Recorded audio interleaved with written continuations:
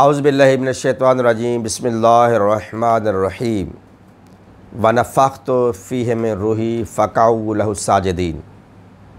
عزیزان محترم، ایک اہم سوال ہمارے بھائیوں کی طرف سے، جس میں جناب محترم عمران عطاری صاحب ہیں اور اس کے علاوہ اور بھی بہت سارے میرے دوستوں نے جیو حسینی کے جو ویڈیو کلپ سوالات کا سلسلہ جاری ہے اس میں بھیجے ہیں، اور بہت سارے سوالات ہیں، تو ہم آگے بڑھ کر ان سوالات کا بھی جواب دیں گے۔ سجدہ تعظیمی کتنے سجدے ہیں اور سجدہ تعظیمی کی شرعی حیثیت کیا ہے؟ تو عزیزان محترم، سجدوں کی مختلف اقسام ہوتی ہیں۔ ان سجدوں میں جو سب سے پہلا سجدہ ہے وہ سجدہ تعبدی ہے۔ وہ سجدہ تعبدی خاص ہے اس پروردگار عالم کے لیے کہ جو رب العالمین ہے، جو کائنات کا مالک ہے، کل مختار ہے، وہ جو احد ہے، واحد ہے، اس پروردگار عالم کے لیے سجدہ تعبدی خاص ہے کہ جو ہم صبح و شام 5 وقت کی نمازوں میں اس کے حضور ہم سجدہ ریز ہوتے ہیں، اور سجدے کی حالت میں ہم کہتے ہیں سبحان ربی الاعلیٰ و بحمدہ۔ تو وہ سجدہ خاص ہے اس پروردگار عالم کے لیے کہ جو رب العالمین ہے۔ ہاں، اس کے علاوہ پھر سجدہ تعظیمی کی حیثیت آتی ہے، پھر سجدہ شکر ہوتا ہے۔ اب سجدہ شکر بھی ہے اس پروردگار عالم کا شکر بجا لانے کے لیے، پھر کچھ سجدہ منت کے ہوتے ہیں، منتی لحاظ سے بھی سجدے کی جاتے ہیں۔ پروردگار عالم میرا یہ فلاں کام ہو جائے تو میں سجدے میں گروں گا، اور جب کوئی نعمت ملے تو نعمت پر بھی بندہ مومن سجدے میں جاتا ہے۔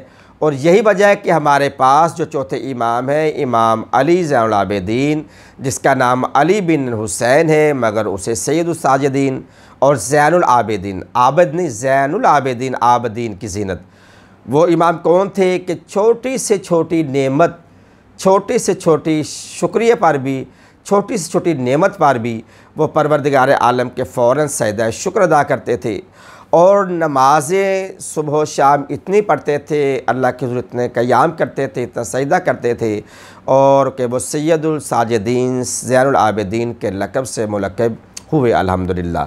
یہ ہمارے وہ امام ہیں جو اس قدر پروردگار عالم کو سجدہ کرتے، سجدہ اتنا انہیں مانوس تھا کہ سجدے سے بہت ہی کم وہ دور رہتے تھے، اکثر اوقات سجدہ کرتے تھے۔ تو یہ ہے سجدہ شکر جو پروردگار عالم کی طرف سے امام زین العابدین اس کا شکر بجا لانے کے لیے ان کی نعمتوں پر ادا کرتے تھے۔ تو ہمارے لیے بھی ان کی اپنا تقلید کرنا، ان کی سیرت پہ چلنا ہمارے لیے فرض ہے، عین عبادت ہے۔ یہ بھی ایک سجدہ شکر ہے۔ اور سجدہ تعظیمی کیا ہے کہ جب میرے پروردگار عالم نے کہا فرشتوں سے کہ انی جاعل فی الارض خلیفہ، میں زمین پر خلیفہ بنانے والا ہوں، تو جب میں اس کو بنا لوں فقعوا لہ ساجدین ونفخت فیہ من روحی، کہ جب میں پتل آدم میں اپنی روح میں سے تھوڑی سی روح پھونک دوں فقعوا لہ ساجدین، پس تم فوراً آدم کو سجدے میں گر جانا۔ اب یہ سجدہ جو اللہ نے آدم کے لیے ملائکوں کو کہا ہے، یہ سجدہ تعبدی نہیں ہے، یہ سجدہ تعظیمی ہے۔ پتہ چلا اللہ کے بنائے ہوئے اللہ کی حجت کو، اللہ کے خلیفے کو، اللہ کے نائب کو، جو منصوص من اللہ ہے، اس کو سجدہ کرنا سجدہ تعظیمی کہلائے گا۔ تو یہ شرک نہیں ہوگا، بدعت نہیں ہوگا۔ اب اسی طرح ہم آگے بڑھیں تو اللہ کی ایک اور حجت ہے، جیسا کہ جناب یوسف علیہ السلام اپنے خواب میں دیکھتے، خواب اپنے بابا یعقوب کو بتاتے ہیں کہ بابا جی میں نے خواب میں دیکھا ہے کہ چاند، سورج اور ستارے مجھے سجدہ کر رہے ہیں، اور جناب یعقوب علیہ السلام نے کیا کہا تھا کہ بیٹا یہ خواب اپنے بھائیوں کو نہ بتانا۔ اب وہ چاند، سورج اور ستارے جو سجدہ کر رہے ہیں، تفسیر ہماری اٹھائیں، ہمارے بھائیوں کی اٹھائیں، اس سے مراد کیا بنے گا؟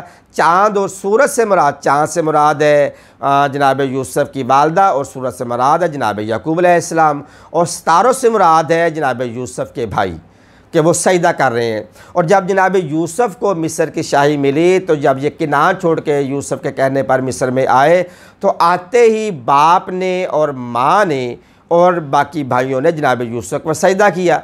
تو یہ وہ خواب کی تعبیر تھی جو پروردگار عالم نے قرآن میں بھی اس کا ذکر سورہ یوسف میں کیا ہے۔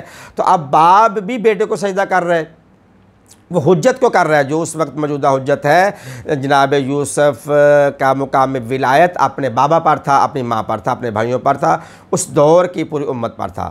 تو اب باپ نے جناب یوسف کو سجدہ کیا۔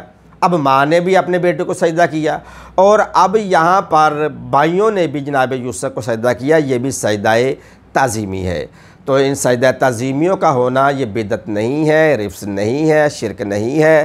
ہاں، آپ تعظیمی طور پہ عام مطہرین کے دہلیزوں پہ جا کے بھی سجدہ کر سکتے ہیں، آپ تعظیمی طور پہ اپنے ماں باپ کو بھی کر سکتے ہیں، لیکن اس میں شرک کا پہلو تب ہوگا کہ جب اپنے ماں باپ کو، عام مطہرین علیہ السلام کو یا انبیاء کو اللہ کے برابر لا کے کھڑا کریں گے، اور اس میں جس کا سجدہ کیا جا رہا ہے اس کی مدح و ستائش کریں گے، اس کی تسبیح بیان کریں گے، تو پھر یہ ہوگا شرک۔